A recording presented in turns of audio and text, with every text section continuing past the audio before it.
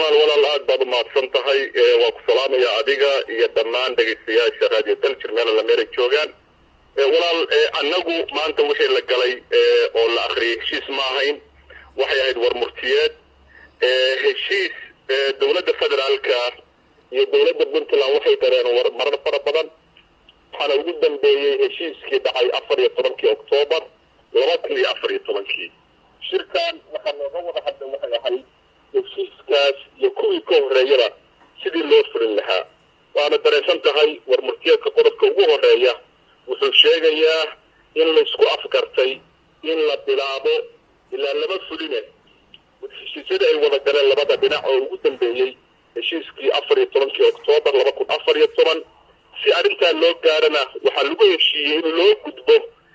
si camali ah oo ah inay jiraan laba guddi oo ka kooban labada dhinac dawladda federaalka iyo dawladda Puntland oo ka shaqeeya sidii loo hirgelin lahaa heshiisyadaas marka maanta wixii soo baxay heshiis ma ahayn heshiis ka dambeeyey kii aanu ku wada gaarnay 14 Oktoobarna ma jiro waxaanu ka wada hadlaynaa oo macnaha leh waxa weeye wixii lagu heshiiyey in la fuliyo iyo qaabka loo fulin lahaa iyo in wixii aan la fulinteeda hadda la bilaabo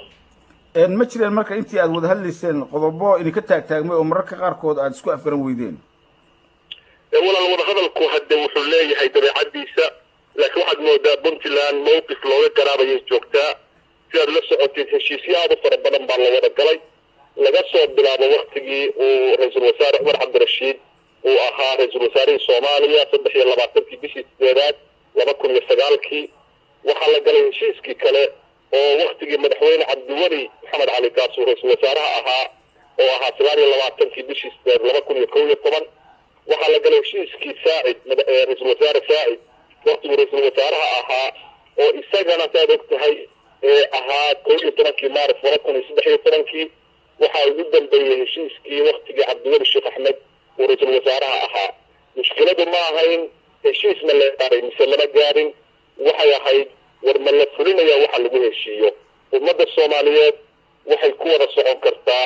waa in wixii lagu la ilaaliyo waa in dastuurkii dalka oo asaas u ah la ilaaliyo arintay Puntland taagnayd weeye waxaan maanta ka wada hadlaynay oo hadalka ugu badan uu ahaa in heshiisyada loo helo qaab lagu fuliyo fulintooda wixii aan la fulin oo inta badan ahna la bilaabo gudiyada loo sameeyo marka waxaan rajaynayaa inuu ahaa mowqif aan marna isbedelinin oo dawladda Puntland ay lahayd ilaa waqtiyadaas wasiir heshiiskaas markii laga soo tago waxa jiray qodob aad muhiim u ahaado ayaamahan dambe taagtaagnaa kaasoo ku saabsanaa markii la soo gaaray maamulka laga dhisayo gobolada dhexe in meeshaas uu ka bilowday ismaandhaaf siyaasadeed oo la isku hayay bal qaabka goboladu ay isu raacayaan iyo dastuurka Soomaaliya waxa uu ka qabo iyo kaasoo Puntland ay sheegaysay in maanta qayb ka mid ah dhulkeeda xadgudubyo lagu sameeyo dad looga yeeranayo horena heshiiska ay ugu jirtay oo heshiiska 14 Oktoobar ay ku jirtay in koonfurta gobolka Mudug iyo gobolada dhexe arrimaha noocaas waxaan soo gaaray in kastoo ay warmurteedka ku soo diray haddana inuu jiro heshiis hoose oo lagu heshiiyo la saxiixay arrintan maxaa naga biirinaysaa wala horta arrintan maamul saynta dowladda federaalka oo ka mid tahay maamulka laga rabo gobolada dhexe waa runtaa waxay arrimaha aad iyo aad loo hadalhayay arrintaas si cad bay ugu muuqataa warmurtiyeedka maxaa yeelay waxaa loo noqday heshiisyadii hore heshiisyadaas waxaa la yidhi waxa asaas ugu dambeeyey heshiiska 14 Oktoobar waxaa kaloo ka mid qodobka warmurtiyeedka saddexaad in dhismaha dowladda xubnaha ka noqonaya dowladda federaalka Soomaaliya loo maro sida waafaqsan dastuurka oo ah laba gobol iyo wixii ka badan sidaa darteed waxa ka soo baxaya gobolada dhexe waa maamul ku meel gaara waxay ku caddahay heshiiskii hore qodobka 1.3 faqradiisa labaad oo oranaysay dowladda federaalka iyo dowladda Puntland waxay isla qaateen in maamulka ku meel gaarka ah ee gobolada dhexe ay hogaaminayso dowladda federaalka uu ka kooban yahay galgudud iyo koonfurta mudug sidoo kale waqooyiga mudug waxay ka tirsan tahay maamulka Puntland qodobka sidaas loo qaatay waliba waxaanu kaga heshiinay in aysan dhici doonin qof ka socda deegaanada Puntland oo ka qayb gali doona ama lagu casumayo shir ama kamida guddiga diyaarinaya waxaa kaloo laisla ogay oo laga wada hadlay qoraalkii uu soo saaray siday noo sheegeen wasiirka arrimaha gudaha oo xadidayay cidda shirka ka qayb galaysa qadiyada marka meel cad baa la saaray waxaan qabaa maantay ayay u taallaa madaxweynaha dowladda federaalka Soomaaliya mudane xasan sheekh maxamuud inuu isagu markaa clear u caddeeyo heshiiskaas hore loo galay haddana la caddeeyey lagana wada hadlay inay tahay in waxa looga hadlayaa maamulka gobolada dhexe uu yahay maamulka meel gaar ah warina uusan waafaqsanayn dastuurkii sheegayay waxaa dowladuhu noqonayaan laba gobol iyo wixii ka badan qof ka socda dhinaca waqooyigana ama dhinaca puntlandna uusan ka qayb galaynin shirkaas arrintaasi waa arrin laisla waafaqay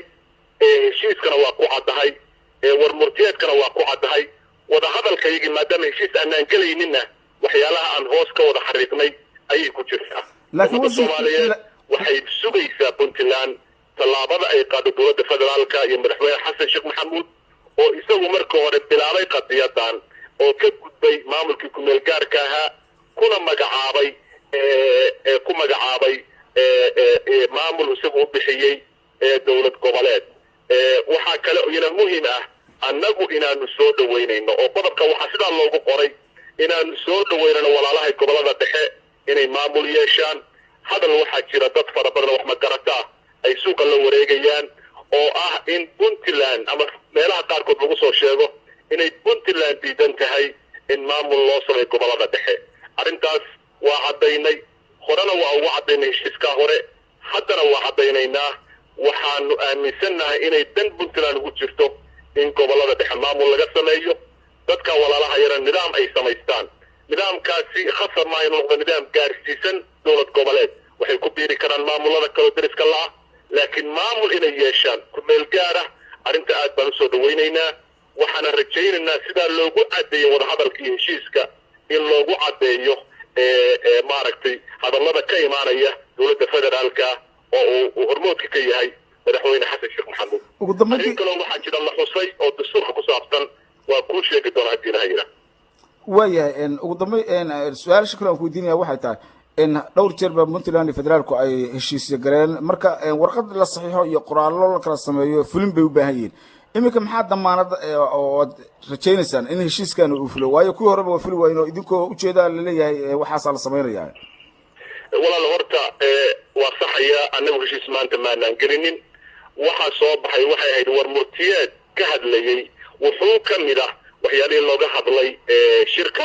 oo aasaaskiisa ay ahaayeen heshiisyadii hore iyo fulintoodii shuruucda dowladda federaalka ay soo saarayso iyo samaynta guddiyada qaran dhismaha dowladaha xubnaha ka noqon doona dowladda federaalka u diyaargarowga shirka madasha madaxda Soomaaliyeed dhismaha ciidan qaran qodobadaasi warmurtiyeedkay ku soo baxeen warmurtiyeedku ma wada qabanayo waxa la wixii laga hadlay oo dhan wax heshiis oo lagu galay Puntland 12 Abriil ma jirto waxaa la sugay heshiisyadii hore waxaa lagu heshiiyey in la fuliyo waxaa la isla ballan qaaday guddi labada dhinaca qadiyada gobolada dhexana si cad baa looga hadlay waxaana la isla xariiqay cid ka socota deegaanada mudug inaanay ka qayb galaynin waxa laga hadlayaana ay tahay maamulku meel gaar ah oo laga sameeyo goboladaas dowladda u taala dhexe marka mowqifkeeda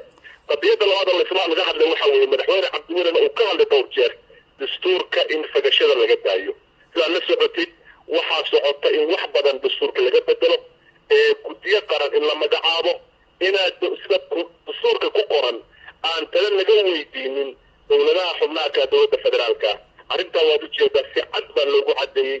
warmurtiyeedka oo waxaa la isku raacay in dowladaha xubnaha ka noqonaya dowladda federaalka Soomaaliyeed lagala tashado xeerarka hoose baarlamaanka federaalka Soomaaliya iyo dhismaha guddiyada madaxa bannaan ee heer qaran sida uu qabo dastuurka federaalka qodobka 111 faqradiisa labaad arrintaasi waxay damaano u tahay inaan dastuurkan wax laga bedelinin iyadoo aan la isla ogeyn weliba khaasatan waxyaalaha mabaadida aasaasiga dastuurka u ah waxaan marka anigu qabaa inaan Puntland ahaan mowqifkeena cadaynay dhinaca federaalkana uu ka cad yahay maanta waxaa la wada eegayaa dadka Soomaaliyeed iyo Puntland bay eegayaan sida dowladda federaalka ay liid karayso ama u hogaamiso maamulkaanu ka doonayno inay walaalaha yeeshaan gobolada dhexe inuu sharciga waafaqo dastuurka waafaqo iyo siday u ilaaliso dastuurka dalka oo lagu wada heshiiyey ogow dastuurku waa qabyo qoraal weeye dowladana waa dowladda heshiisineed weeye waa in laga wada hadlaa wax alla wixii maslaxadda ummadda iyo masiirkeeda taabanaya sidaa darteed qodob ka mid a qodobadii heshiiska waxa weeye haddeerna aan ku wada heshiinay in labada baarlamaan ee puntland iyo federaalkahi ay ka wada hadlaan qaabkii loo ku noqon lahaa ama laysula fiirin lahaa puntland eedaynteeda ay soo jeedisay oo ahayd in dastuurkii wax laga bedelay waxna laga bedelayo arrintaasna waxaana loo ballan qaaday in wax laga qabto inta ka horreysa 11 bisha May